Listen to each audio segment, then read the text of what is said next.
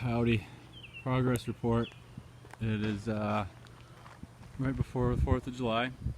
Making some progress. I got all the windows and lights off to get ready for painting and whatnot. I've gotten this whole front skin off, as you can see.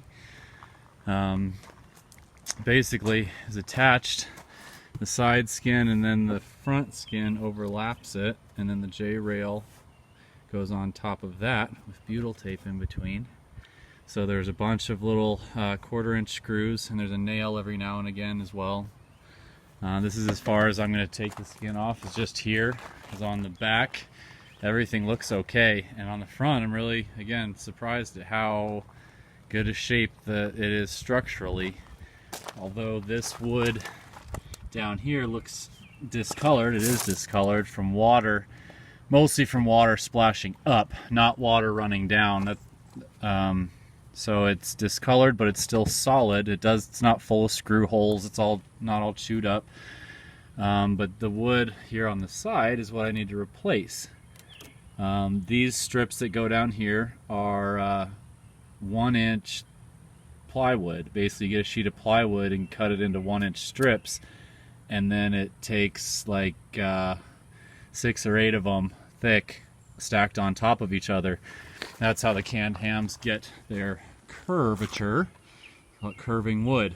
Like up here, they'll take those 1-inch strips and just stack them on top of each other because they're really easy to bend when they're fresh and whatnot and thin. So they just stack them on top of each other. So I've got to do that on both sides, along with this little triangular piece that is made the same way.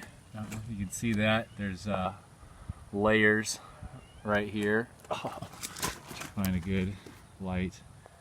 But yeah, it's made in layers, so I'll have to stack, like 6 or 8 of these together and then cut it into that shape on both corners.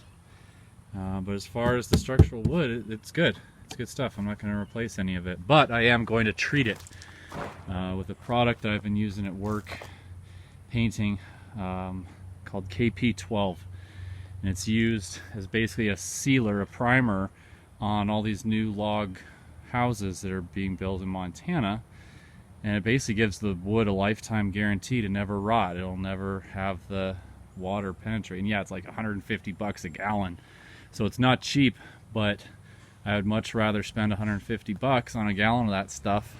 And I'm going to treat everything from the window down, because if it does ever get a leak at some point down the road, the wood will be treated and it's not going to rot, at least structurally. So that's my plan for that. Again, all the lights are off, all the windows are off. I got to go around and finish scraping off all of this old butyl tape. And see, that was the piece of insulation that goes up here in the front. I'm probably just going to reuse that. There's the skin. There's also a ton of just little staples all on the bottom. The skin is kind of stapled in. And then this guy is to fill the water.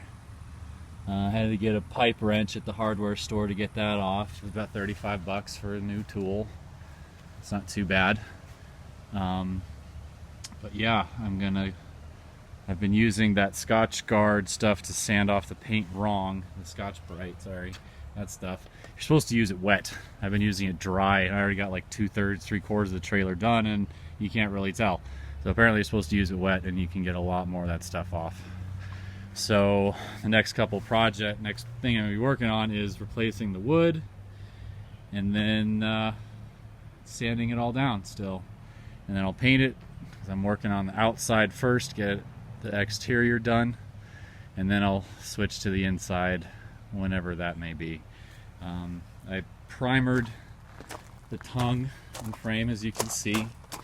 I just used Rust-Oleum primer. It's made for metal. Not the fanciest job, but it got the job done. And I'm mostly just concerned you can still see the serial number in there. That's the important part. And you still basically can. A lot better than you could before. Yeah, I'm not going to peel up anything on the back.